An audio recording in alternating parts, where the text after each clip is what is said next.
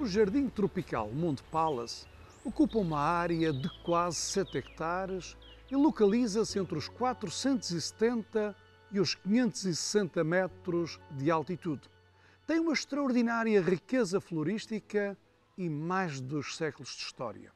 E essa história começou em 1773, quando Charles Murray, cônsul da Inglaterra, iniciou a edificação da Quinta do Belmonte, num terreno que pertencera durante mais de 2 séculos aos jesuítas.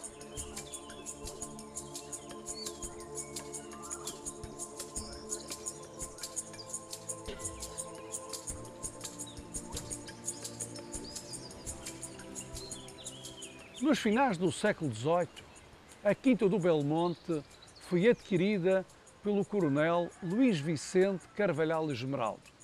Após a sua morte, em 1803, a quinta foi dividida em 2 partes. A parte norte foi herdada pela sua mãe, a parte sul ficou para a sua viúva. E foi essa parte sul que, em maio de 1805, foi vendida à firma Phelps e Companhia e passou a designar-se por Quinta do Prazer. A Quinta do Prazer passou por vários donos e em 1897 foi adquirida por Alfredo Guilherme Rodrigues. Esse comerciante madeirense fez uma viagem à Alemanha em 1900 e ficou impressionado com os castelos do Reno. E a arquitetura desses castelos influenciou na construção do novo palácio.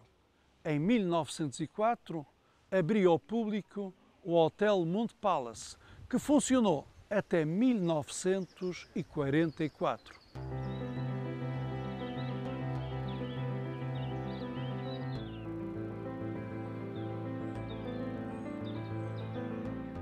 Após o encerramento do hotel, o edifício e os jardins entraram num longo processo de degradação.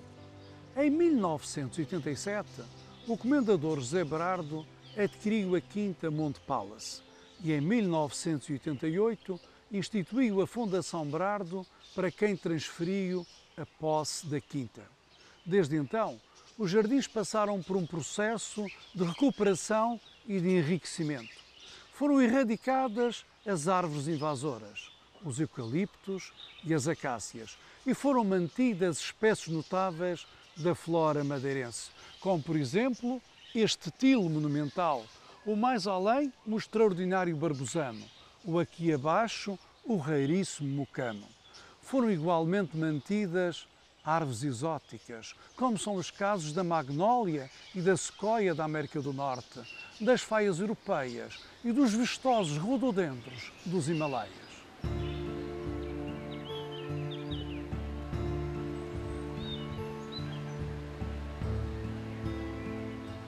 No dia 5 de outubro de 1991, a Quinta abriu ao público, mas com a nova designação de Jardim Tropical Monte Palace. E nesta parte, mais a leste, foi recriado um espaço dedicado exclusivamente à flora da Madeira. Numa área de cerca de 5.000 metros quadrados, foram plantadas árvores, arbustos e herbáceas, de forma a reconstruir aquela que era a floresta existente no monte quando chegaram os primeiros povoadores.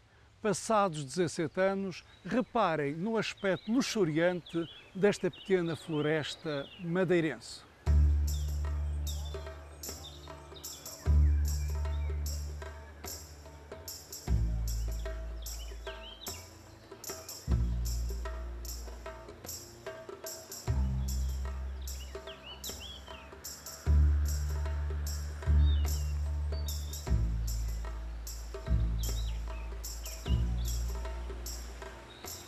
Contrastando com a naturalidade da área dedicada à flora da Madeira, o Jardim Oriental surge aos olhos do visitante como algo de exótico. Os jardins orientais, que encontram a inspiração no budismo, refletem um modo especial de relacionamento do homem com a natureza, praticamente impossível de recriar com fidelidade no Ocidente. No entanto, nesta evocação, encontramos alguns dos seus elementos simbólicos.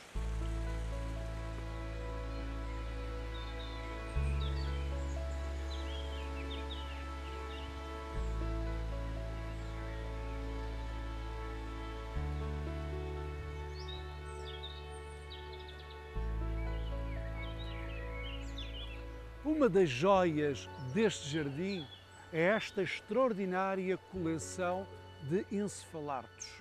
Os encefalartos, à primeira vista, parecem pequenas palmeiras, mas nada de mais errado. Os encefalartos pertencem à família das zamiáceas, à ordem das cicadales.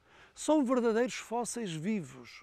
Os seus antepassados foram contemporâneos dos dinossauros.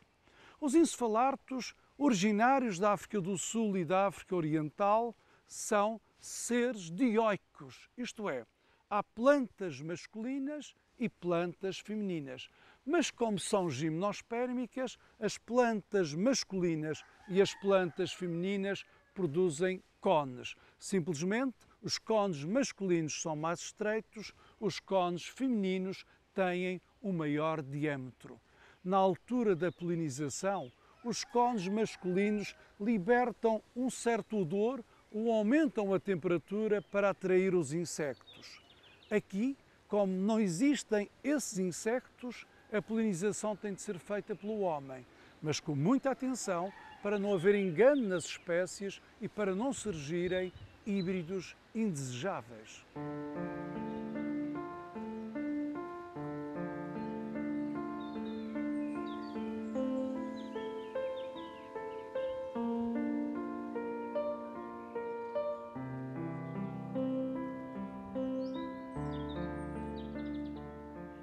Este rododendro é um dos muitos que podemos apreciar neste sector ocidental do jardim, repartindo o espaço com as azáleas e com as urzes. Mas por aqui também são frequentes os fetos arbóreos. São 4 espécies, todas elas originárias da Austrália. Mais abaixo aparecem as palmeiras. E a palmeira mais espetacular é, sem dúvida, o exemplar multicaule de tamareira, importado do Egito. As oliveiras também estão por cá. E as maiores, as monumentais, vieram do Alqueva e calcula-se que tenham 2000 anos de vida.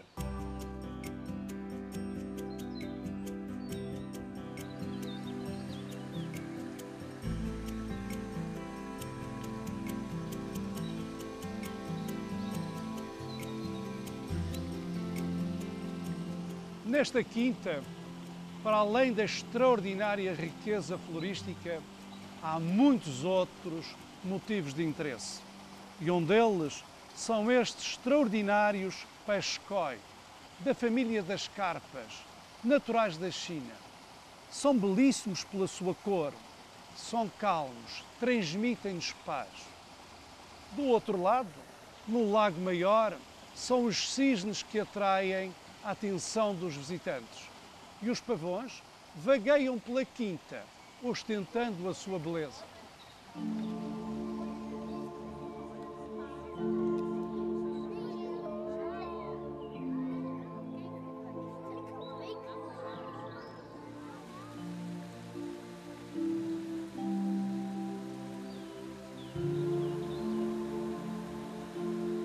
Esta janela de pedra granítica e de estilo manuelino data do século XVI. Do mesmo século, podemos observar um notável retábulo renascentista representando a Natividade e construído com calcário de Ançã. Muito mais recentes são as estátuas espalhadas pelo jardim. Umas são de escultores europeus, outras são de mestres africanos.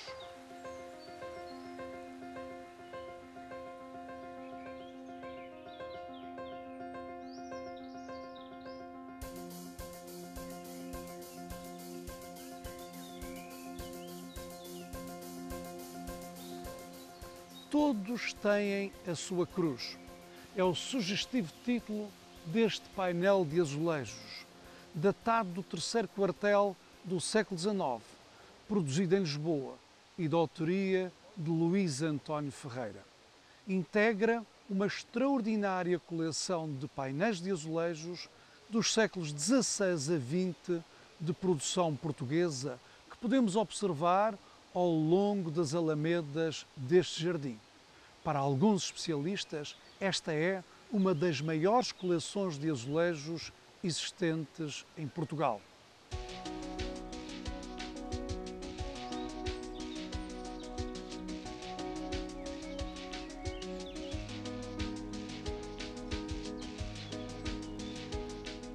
A 30 de junho de 2004, abriu ao público o Museu Monte Palace, que ostenta duas exposições permanentes. A exposição Paixão Africana integra uma grande coleção de esculturas de pedra do Zimbábue, da autoria de escultores de Tanganyika e datada dos anos 60 do século XX. Alguns desses escultores são hoje nomes de vulto na cena artística internacional.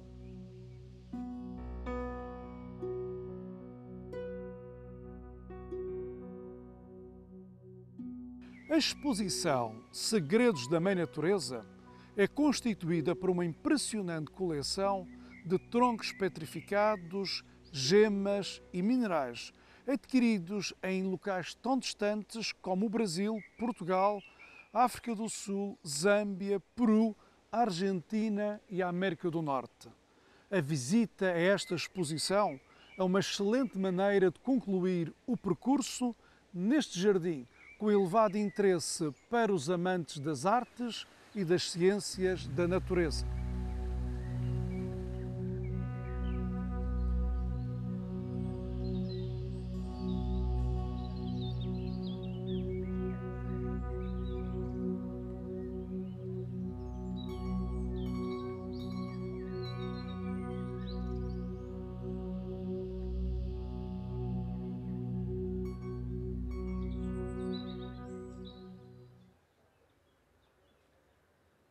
Integrado nas comemorações dos 500 anos da cidade do Funchal. Uma produção Edicarte para a RTP Madeira.